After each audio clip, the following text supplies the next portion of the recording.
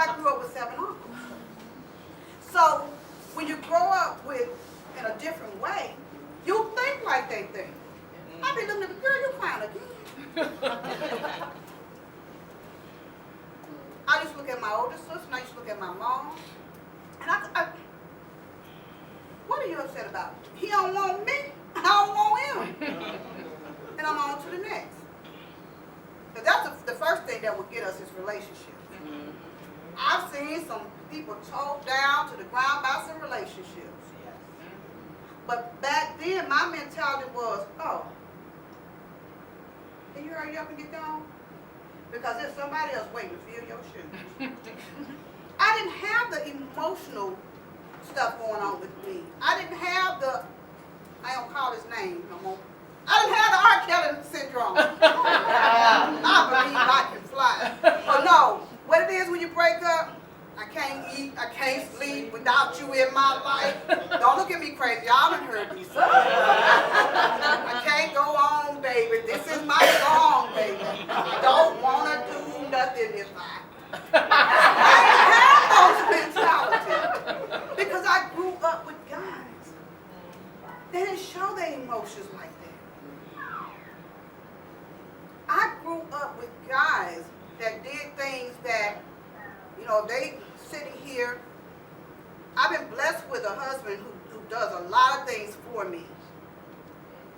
And some things he might just do out of the fact, I don't even want to see her looking crazy. Because I said this morning, I said, do I look crazy? I forgot about the shirt my own self. And he said, huh? I said, you know what I'm talking about. He said, well, I mean, I know you're crazy, but no, I don't. My thing is, ladies, we have to win the battles in our own mind. So I share these things to share, to let you know. Because a lot of people look at me and say, well, you don't understand. Why? Because you look at me now. I have a young lady told me, you don't understand, Miss Cleveland. I got 4 children. I'm not getting no child support. I said, so you look at me now. But you probably weren't even born when I had the 4 children and wasn't getting the child support. Didn't have a car. Lived in Birmingham, worked at UAB Hospital, and where I lived at was 26 blocks from my job, and I got up and walked to work after kids got on the school bus because I didn't have a car. Didn't have money to buy get bus fare. Then when I worked at the Birmingham Public Library, because I had to get another job, because what I was making wasn't enough to cover what we needed. And so I had to go to work at night. You know where the Birmingham Public Library is downtown, and I lived on the north side of Birmingham. So I had to walk. Men would pull up beside me in their car, showing their private parts of me, and I'm steady just walking. Sometimes someone would offer me a ride home at night, sometimes they wouldn't. I opened my refrigerator, and I only had rice in there to eat, didn't have no butter to go with it. We had some salt, but I had 4 children, and I fed it to them like a gourmet meal. So don't look at me where I am now. I'm not making up the story when I got home working, hit that light switch, didn't no lights come on. Because they had turned off my lights. I had given that responsibility to someone else in my family to pay the light bill because I had allowed them to live with me. And they didn't pay it, and I went to their job, and they just started crying. And I asked them, why didn't you at least tell me? I'm not joking when I prayed and asked God to give me the morning shift so my kids would stop having to be at home so much by themselves. And he blessed me to work 73 in the Women's Center. And after about a couple of months of working in the Women's Center, I got ready to go to work. Walked outside, there was no car. And I saw somebody stole my car. I came back in, called my supervisor, and told her that I was going to be late. And then the fact is, I said, I didn't see no glass. So I called one of my coworkers, and he came, he left work, picked me up, rolled me by the place, there was my car, where I paid the bill. And then I went to work, because let me tell you what happens when what you go on in your house or you keep it. Well, he told me. Dr. Ramaya called me in her office, and she said to me, where's your car? She said, I know it's been repossessed. In my mind, I said, I'm going to get Garfield. You done told my business. She said, how much did it cost to get your car? I said, I don't know. She said, call me. I called them, they told me, I'm writing down. She wrote a check He had the same coworker to take me over there to pay to bring my car back. But had I kept what went on in my household, that car wouldn't be the same car I think my husband sold to the junkyard just a few years ago. This way before I knew him. I'm telling you, ladies, I've gone through some things. But as I read the Word of God, I smile because I've gone through some things because He was molding me to use me. I've told you, I'll tell this story a million times, but I tell it differently every time. July 22nd, those of you all who want to call, you know Carolyn Walker. 10:40 p.m., phone call, sunshine again. But I realized, first, He gave it to me for 30 years. That's a blessing. Some people can't have children. He gave them to me for 30 years. But He didn't leave me over here in the boat by myself. Because once it happened, He gave me His Son. You know we sing that song, God sent His Son, they called Him Jesus. God gave me my son's son as a redeemer of my grief. But what I just realized last week is in talking about this story to Sister Faith, on that day of his funeral, God showed me how to serve. And that's going to be my next book. How God chose me to serve in the midst of my son's death. He showed me how to serve. Because at the funeral that day, I had a box of tissues, and I had a care in her, and honey, I was walking. You know, they sit the mama on the front seat and the dad and all them on the front seat. And you know how they stand by them and they fan them and all that. They done had to catch me because, honey, I was all over here looking. It's going to be all right, dabbing eyes, praying with people. I served that day. Then I got behind that podium, and I glorified God.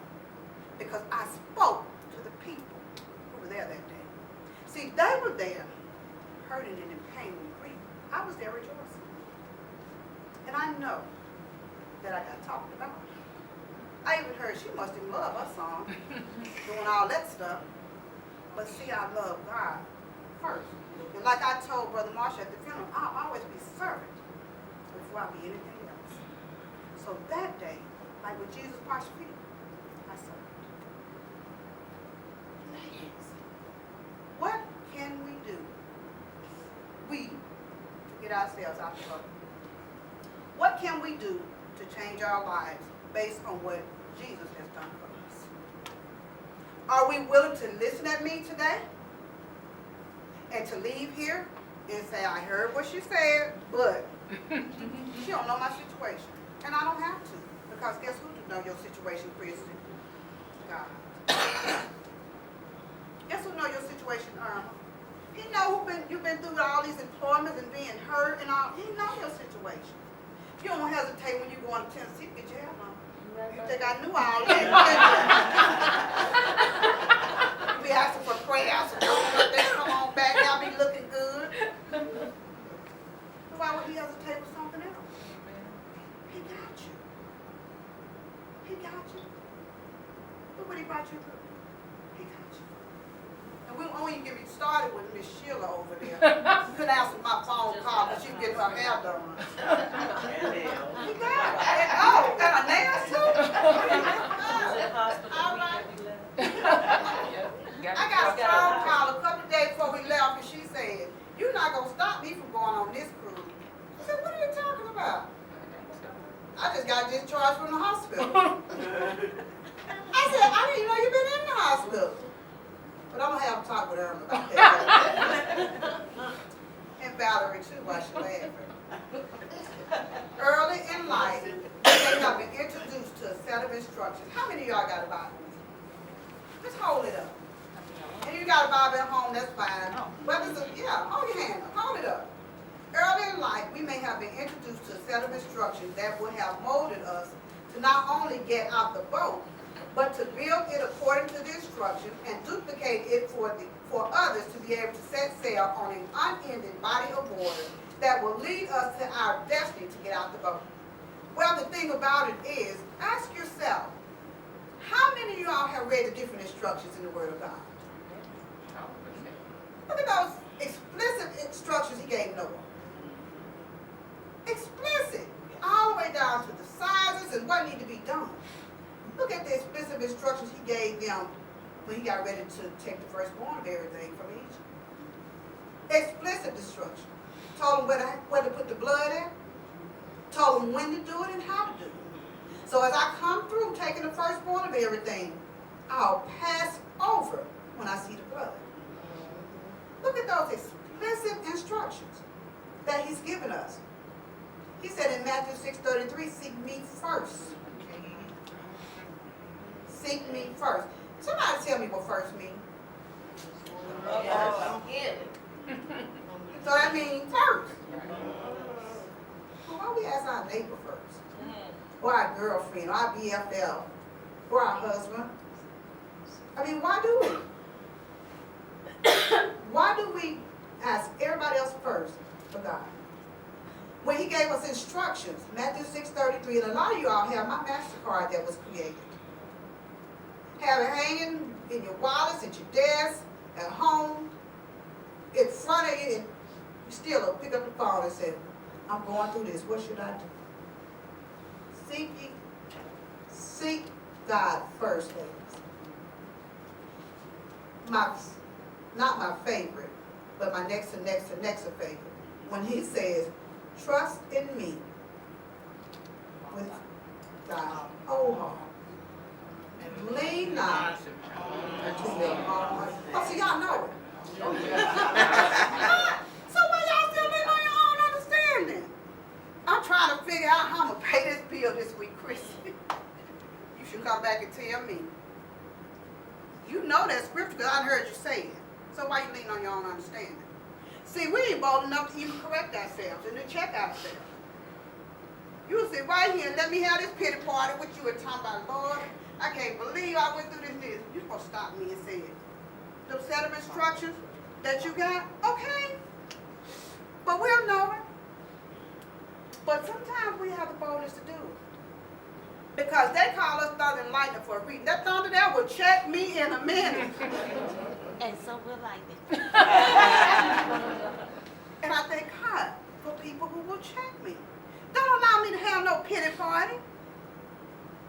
Don't allow me to call you complaining about something, down in the dump about something, when I don't have no reason to be. Because the God we serve. Oh, you must have did that. We get together every, couple weeks to do that? Not nice. We're supposed to be imitators of Christ. We got to imitate. And if we ain't imitating, what are we doing? We got to imitate. It's so easy to jump in on the pity party bandwagon. I told one of my co-workers a couple of weeks ago, she was texting me and she's going through some stuff. She really is. And she just learned about God. So she's a little bit different than we are. She's in her 30s and never even read the Bible. She's just learning. And I commend her. And she just recently was baptized. And she was texting me, they were coming so fast, I got up from my desk, I said, don't you send me another text message now, either you believe in him or you don't. I said, now you call me a Christian bully, but I'm going to bully you today with the word of God. Don't you send me another text message, you better open your word of God. I said, I done had enough now. That day, sit there, her eyes got this.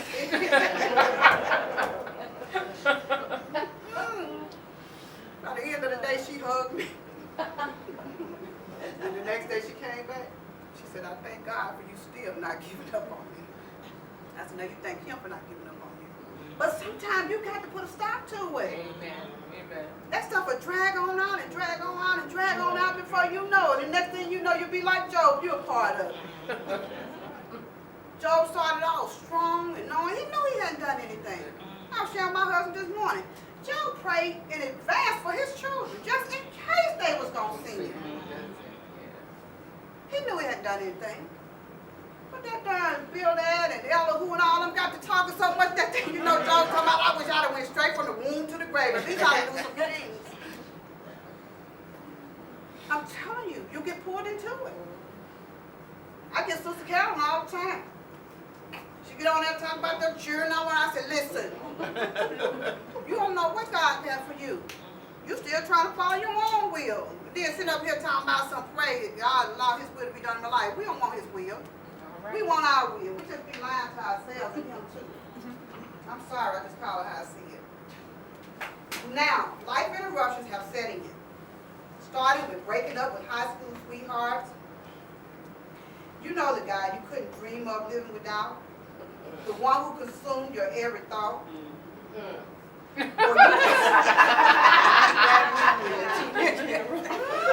Or you may have failed a couple of college classes and felt you never would graduate. You know what the old people say, you won't amount to nothing. Or maybe you were teased in school because you didn't wear the latest design on the market. Some of our interruptions were teenage pregnancy that changed the course of our path, and we felt we would have to stay on that alternate course for life. See, no matter what is holding you hostage in the boat, it's time to acknowledge it, remove self out of the way, trust God, and step out of the boat. As Nike would say, just do it. So guess what we get ready to do now? Woo. I'm going to divide you guys up in groups. I'm going to shake it up a bit. Removing you from your comfort zone. I'm going to remove you with the people that you travel with. So, we're going to go ahead and we're going to switch it up a little bit. The first group, I want to